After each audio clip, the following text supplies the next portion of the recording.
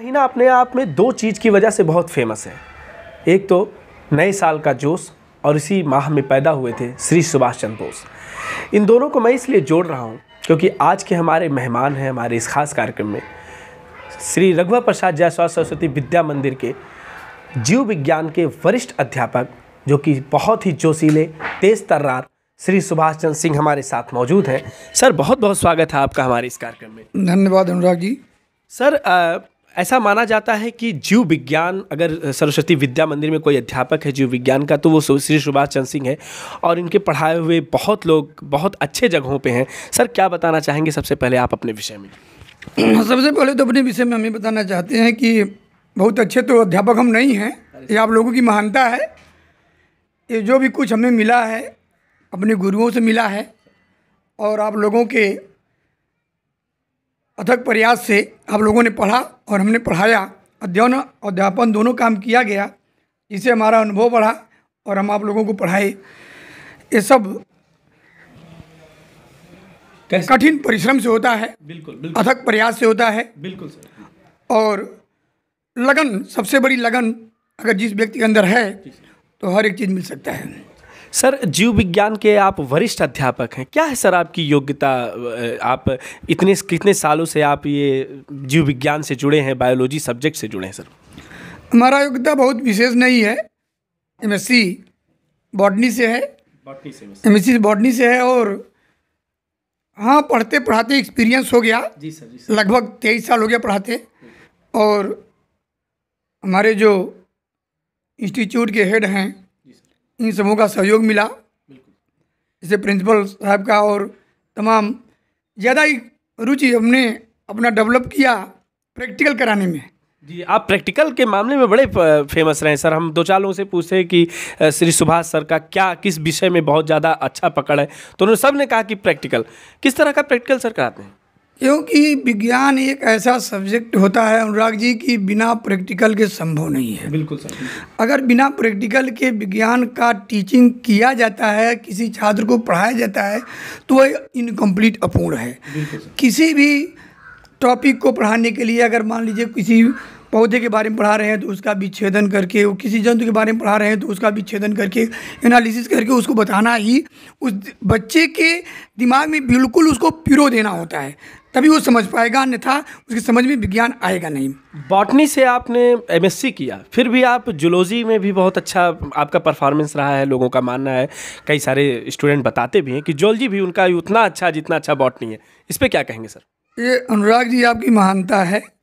खैर हम तो वनस्पति विज्ञान के टीचर हैं, बॉटनी से हमने एमएससी किया है। जूलॉजी जो हम पढ़ाते हैं बेसिस ऑफ एक्सपीरियंस, हमने अपने परिश्रम के बल पर जूलॉजी का अध्यापन कार्य किया।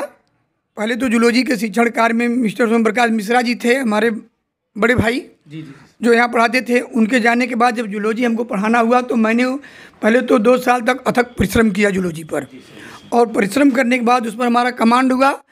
तो जूलॉजी बॉटनी दोनों पढ़ाते हैं। अब ये समझ में लगे नहीं समझ पाते हैं कि ये जूलॉजी से है कि बॉटनी से है। बच्चों को कठिनाई होता है कि जूलॉजी से है कि बॉटनी से। वास्तविक हमारा विषय है वनस्पति विज्ञान, लेकिन ऐसा कोई डिफरेंसेस नहीं हो पाता है कि हम जूलॉजी के हैं बॉटनी के हैं, बोथ आर सेम, हमारे लिए दोनों समान है। सर यही होना चाहिए, एक अच्छे अध्यापक की यही निशानी है।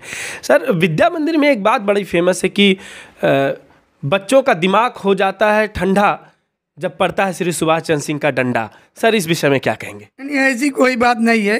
विद्या मंदिर का अनुशासन ही सर्वोपरि है। बिना अनुशासन के शिक्षा ग्रहण की नहीं जा सकती है। अनुशासन ही सबसे अहम भूमिका निभाता है और अनुशासन में मैं स्वयं रहा हूँ और यही चाहते हैं कि बच्चे भी अनुशासन में रहें। और इस डंडे के बारे में क्या कहना चाहेंगे सर? डंडा कोई बहुत नहीं है, ये र्यूमर है। विशेष करके लड़के सम्मान करते हैं, कोई डंडे के बल पर सम्मान नहीं मिलता है। अगर किसी टीचर को सम्मान मिलता है तो उसके योग्यता और उसके शिक्षण के अनुभव के आधार पर मिलता है। डंडा कोई विशेष महत्ता नहीं रखता है। लेकिन सर कई लोग कहते हैं कि डंडे की वजह से ही कुछ ज़्यादा ही अनुशासन में रहते हैं बच्चे और अच्छे अच्छे पद पे भी चले जाते हैं इसी डंडे की वजह से। नहीं, अच्छे पद पर तो छात्र गए हैं, डॉक्टर बने हैं, एमबीबीएस बने हैं, कईयों बने हैं, इसका कोई गणना नहीं है। अगर इसकी सूची बनाए तो बहुत लंबी लिस्ट बन जाएगी, एमबीबीएस की, फार्मासिस्ट की, साइंटिस्ट की। अच्छा, वैज्ञानिक भी आपने बनाया है? साइंटिस्ट एक आशीष चतुर्वेदी करके है, वैज्ञानिक इसमें प्रेजेंट टाइम में है, वर्तमान समय में इसमें बहुत से वैज्ञानिक बने हैं और बहुत से डॉक्टर MBBS, किसी कोई गणना नहीं है, लेकिन सब केवल अपना परिश्रम किए हैं। हमने तो केवल एक मार्गदर्शक के रूप में। बिल्कुल सर, हम सब उसके जीते जागते उदाहरण हैं सर। वाकई में श्री सुभाष चंद्र सिंह का शिक्षा के क्षेत्र में बहुत बड़ा योगदान है सर। सर दूसरी बात ये कि आप इतने दिनों से शिक्षण में जुड़े हैं, कभी बोर नहीं हो जाते पढ़ाते पढ़ाते वही बच्चे फिर वही विषय, तो क्या इसकी वजह से डंडा उठ जाता है सर? नहीं, ऐसी बात नहीं है, आदमी बोर नहीं होता है अगर वह कर्तव्यनिष्ठा के अनुरूप कर्तव्यनिष्ठ बन करके अगर शिक्षण कार्य करता है, अपना इसका दायित्व समझ करके शिक्षण कार्य करता है, तो वो बोर नहीं होता है। बोर तभी होता है जब वह अपने को बोझा समझता है, बोझ समझता है कि हमारा शिक्षण कार्य बोझ है, लेकिन हमने कभी बोझ नहीं समझा, अपना उत्तरदायित्व समझा और बच्चे उसके साथ दिए।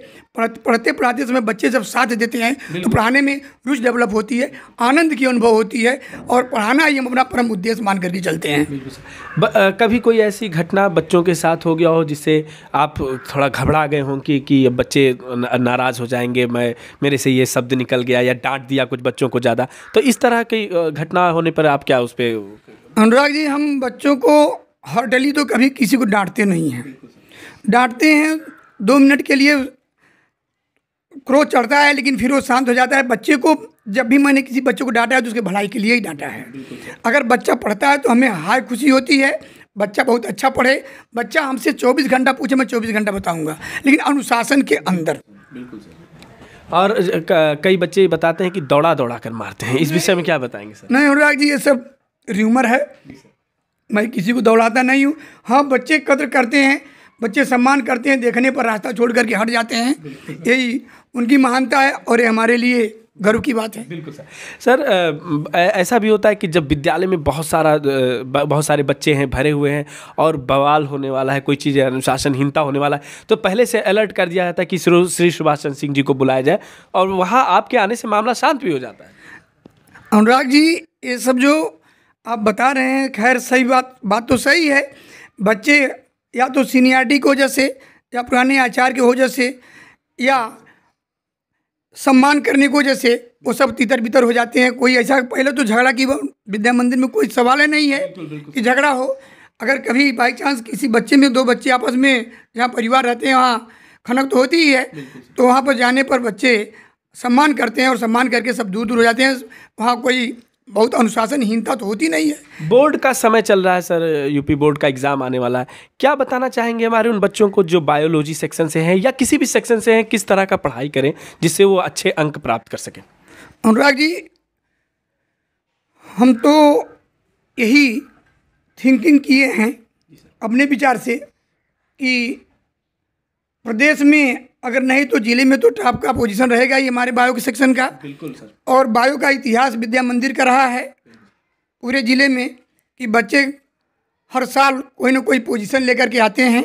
यूपी में पूरे ऑल ओवर यूपी में रैंक रहता है, ऑल ओवर यूपी। ऐसा है अनुराग जी, पिछले सत्र की बात है, यही पुरानी नौगढ़ का एक बच्चा, लगभग 6 बच्चे 100 में 100 नंबर पाए जीव विज्ञान में, जबकि जीव विज्ञान में 100 में 100 नंबर पाना आसान बात नहीं है।